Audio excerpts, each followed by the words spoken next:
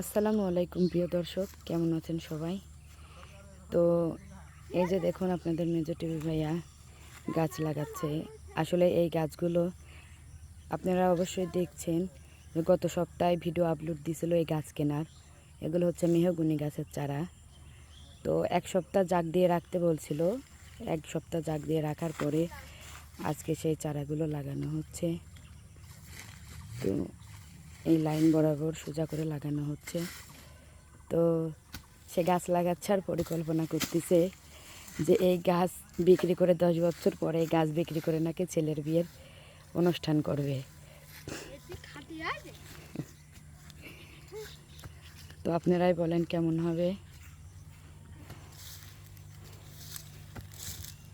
এই যে সাহেব, আপনি গাছ লাগানো হচ্ছে আর কি পরিকল্পনা করা হচ্ছে? পরিকল্পনা গাছের শ্যামা হবে, শ্যামা বেশ থাকবে। আর একটু আগে কি বললে? গাছ বেশি গাছ সাথে দিয়ে দেবো। 2000 টাকা গাছ কিনেছি, 2 লাখ টাকা ব্যস্ত।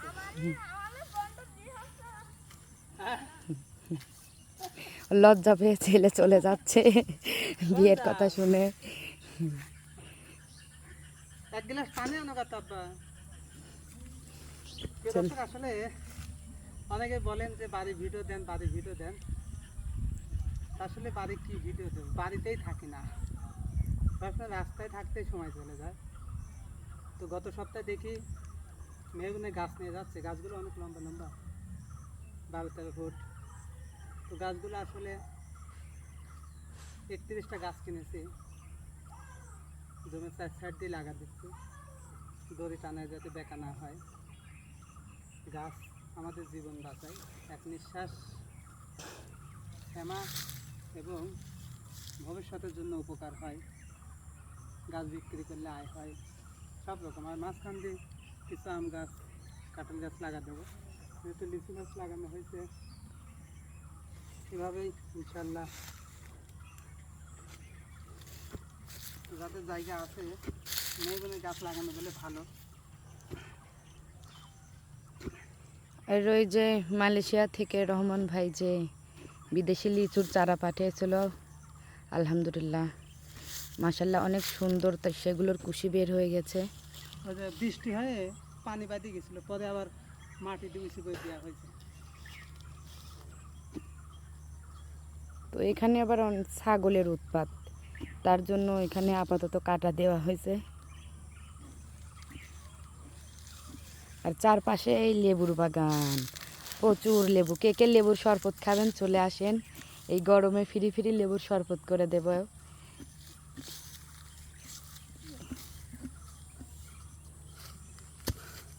এই লেবুগুলোতে প্রচুর পরিমাণে রস আর বিচি নাই ভিতরে, খুব সুন্দর।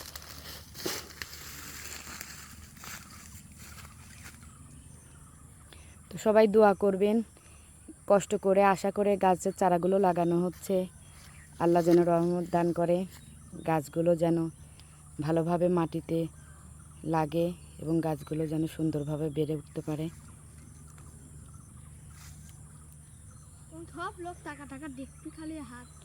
তোমার আব্বুক পানি দাও, প্রচণ্ড গরম পড়তেছে, মেঘও লাগছে, মনে হয় বৃষ্টি আসবে।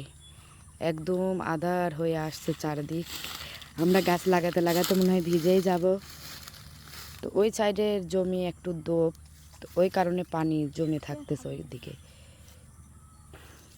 এই দিকটা অবশ্য উঁচা, অনেকখানি উঁচা, কিন্তু আস্তে আস্তে এইদিকে পুরাটাই দোপ, অনেকখানি দোপ।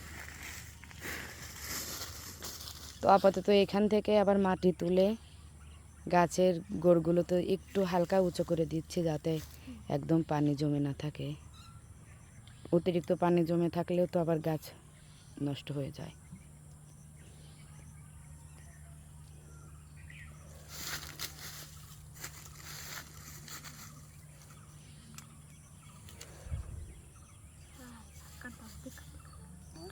আসলে সংসারের প্রতিটি ধাপই কষ্ট করে করা হয়, কিন্তু সেই কষ্টের পরে সফলতা থাকে। হ্যাঁ, কচুর শাক ঘন্ট করে দেবো আসলে পারে, না আসলে পারে ছাগলই খাই নিবি নি।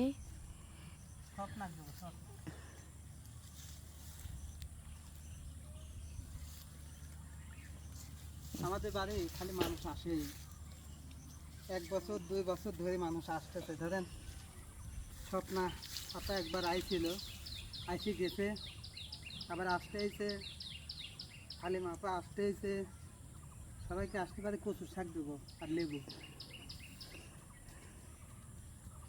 ঠিক আছে? ইলিশ মাছের মাথা দিয়ে কচু ঘন্ট করে দিতে হবে আর লেবু দিতে হবে না? হ্যাঁ।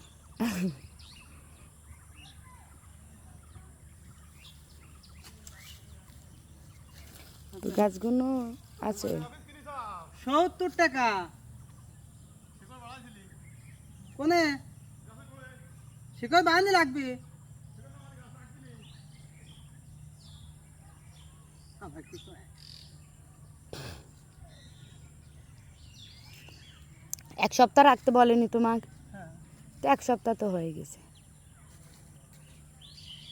এখন ওই মাটির নিচে যায় শিকড় বের হবে না। গাছ কোনোদিন লাগাই নাই তো, আসলে কোন গাছ কিভাবে লাগাতে হয় জানা নাই।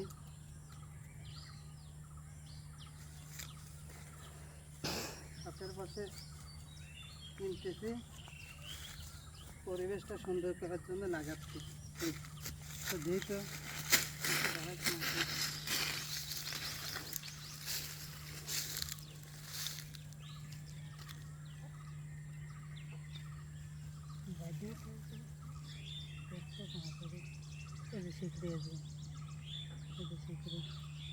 আচ্ছা, মনে হচ্ছে যে এগুলি একটা ইসে দেখলাম সেও দিয়া কাটার মতন, এগুলি কি ডালের কলম নাকি? এগুলা কলম দিয়ে লাগায়, লাগায় গাছটা মাটিতে লাগে যায় না, সেটা আবার এম্মা ভুকসা দিয়ে কাটে তুলে যায়। ওই জন্যে একটা ওই মাটি একটু আগলা হয়ে গেছে, দেখলাম যে সেও দিয়ে কাটা। হ্যাঁ, আর এই করে 10টায় থাকে।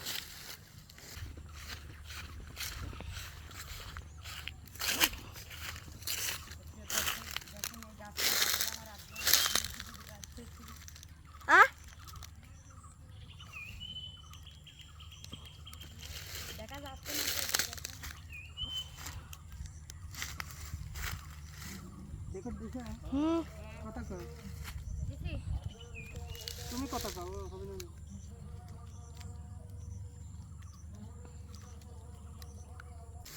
একদিন ওকে লাগাতে গেলে বাঁচতো না।